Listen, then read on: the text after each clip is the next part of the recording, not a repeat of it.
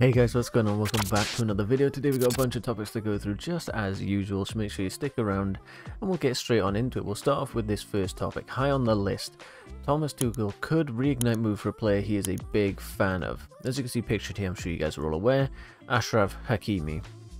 Currently at PSG and hasn't been there very long as far as I'm remembering. Supposedly, Tuchel is a big fan of him. We know that there was talks, I believe it was last summer, and it says that Tuchel will be given the keys this summer and the targets will be driven by players that he wants to sign. So they're basically going on the thing of, you know, Tuchel's been given the reins of transfers and all that sort of stuff. It says Chelsea wanted Hakimi a year ago and he's certainly always been high on the list of Thomas Tuchel, who's a big fan of Hakimi. So far PSG have assured they've not received any proposals. It says that there's no indication that Hakimi will leave this summer. He says that Hakimi has always been high on the list at Chelsea. If Azpilicueta goes, there might be need for more cover on the right. So obviously playing as a right wing back, Hakimi would be great, you know, cover and reigniting on that right hand side, because we've got Reece James, obviously, who's going to be the future of that right hand side for the next decade and plus, hopefully.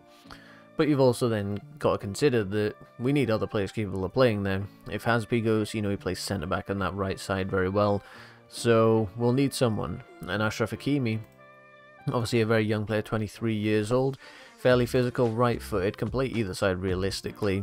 And looking at his stats this season, I'm sure you're mostly aware, but we'll go over them. 32 appearances, 4 goals, 6 assists, so, you know, decent contribution off that wing-back slot. Looking at some of his passing numbers, they're pretty strong. Obviously playing at PSG in a team, in a league where they dominate, so you can't take too much out of it. And then looking at him, you know, 3 yellow cards, 1 red card, which may be a slight discipline problem. I don't know what that red card was about. And then these ground and aerial duels, really poor in the air, 31%. On the ground, 53 is looking a little bit better there. Average silver score rating for the past year, 7.93. Couple injury blips. Not the greatest stats, realistically, you know, less than a 7 rating isn't anything outstanding. And from what I'm gathering here, you know, saying that he's high on the list isn't really showing that Hakimi's going to be someone that we're pursuing this year or anything like that. I don't think Hakimi is going to be a target of ours this year. Maybe, you know, leading on, hopefully we can keep Azpilicueta, but we'll get onto that in one of the topics later on in the video. But I don't think Hakimi is going to be going anywhere this year. Next year and so far onwards, maybe. But for now, I don't think he is going to be coming to Chelsea, even though Tuchel is a big fan of him. I'm not surprised. Hakimi is a solid player, so it makes sense. Next up, we have news on the Richarlison situation, and it says player would rather sign for Tottenham or Chelsea, has already rejected a move to Arsenal. This article, it goes on to say basically that he's said that he's going to leave Everton. His preference is to move to another Premier League side, so that obviously leaves the door open. Chelsea are interested in him, and we've seen recently over the past few days a few talks going on. He says here that it's pointed out that Richarlison is already adapted to English football, and by moving to Blues or Spurs, he wouldn't be forgotten on the bench, so he's expecting to be a main player at those teams. He says the same doesn't apply to Arsenal, though, as it said a move to the Gunners has already been turned down by the player himself. Now, that's fairly interesting, whether that's because Chelsea and Spurs are currently in the Champions League spots. I don't know, he's obviously got high ambitions. Going to want to be doing well for club and country over the next few years, with the World Cup coming up as well, of course.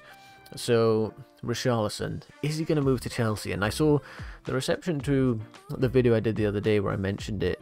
I was actually surprised. Quite a few people thought that he's a decent little prospect. You know, he's got age on his side. You know, he's not an old player.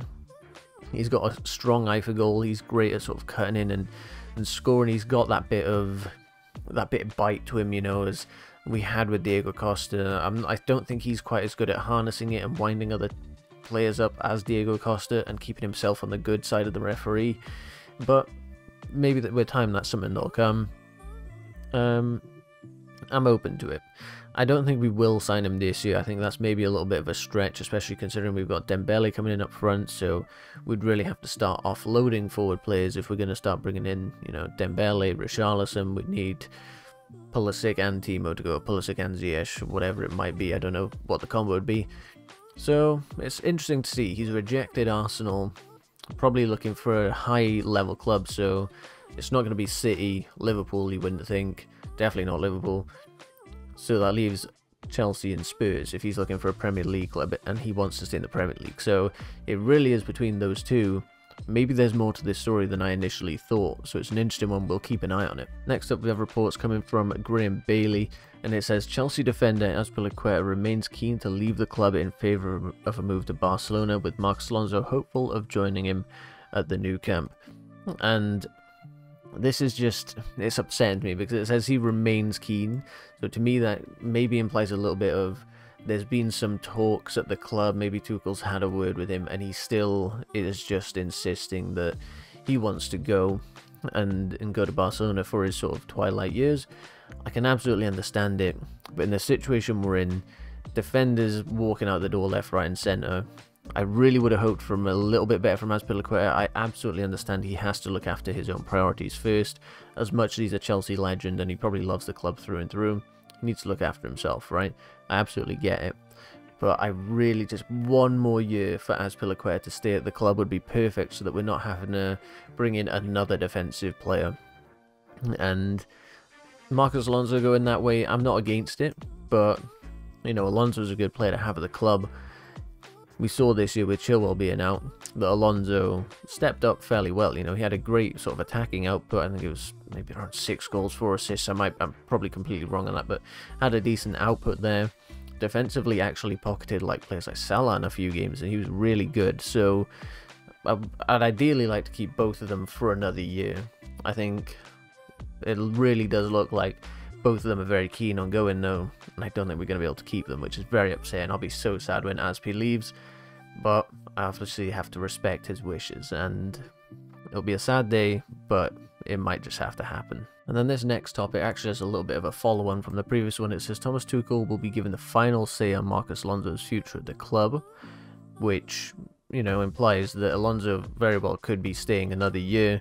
And he'll also be given the chance to sign Sergio Dest in exchange as well. Now, of course, Sergio Dest, young player at Barcelona, 21 years old, right-footed, can play either flank and even forward up to the wings. His strength for his passing, 17 million he's valued at, so you're not getting a crazy high-value player, but one that I'm sure would maybe develop well under Tuchel. You're looking at 21 total matches played, 17 starts. No goals, 3 assists, which isn't too bad. Only 2 clean sheets out of those 21 appearances, though. Looking at his passing numbers, they're pretty solid all around, I must say. The defensive side, aerial duels are very weak, 35%.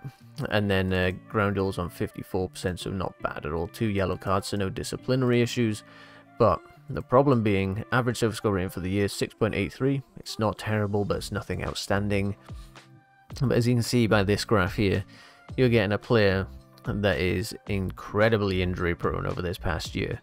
I'm not too aware of him over the previous years, whether there's something that's gone on, you know, multiple years in a row, but if we're getting him, we're getting a player that's going to spend more time in the medical room than is going to be on the pitch at this rate, looking at all of those injuries. So, you know, if it's an exchange for Alonso, I wasn't expecting us to get much out of the Alonso deal anyway, so maybe it makes sense, but at 21, with all these injuries, unless you guys know more, I personally would just be saying I'm not that fussed on taking him, to be honest.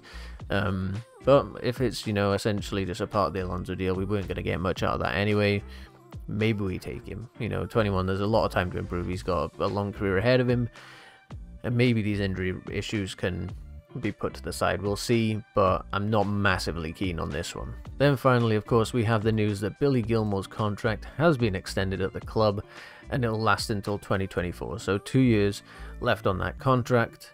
I think that's a nice move just to keep him. You know, he had a rough year out at Norwich and really didn't work out as well as we'd hoped, but he can come back to the club now, maybe be a part of things this year, I'm not too sure, maybe go on another loan. And we'll just see how things go in another team. You know, not every loan's going to work out perfectly. So I think this is a wise move. Just keep him at the club for that extended year and see what we can do. See if we can send him on loan, keep him at the club, play in a few cup games, whatever it might be, and see how he develops. Because there is a good talent in Billy Gilmour. We've seen it. There was games in, was it last year or the year before, I can't even remember, where he actually was very solid whenever he featured for Chelsea. And we looked like we had a solid player on our hands. So I'm happy with this one. I'm assuming you guys are too. That's going to be the end of the video today, guys. If you did enjoy, please be sure to leave a like on it, subscribe, hit the notification bell so you never miss a future video. I'll catch you on the next one. Goodbye.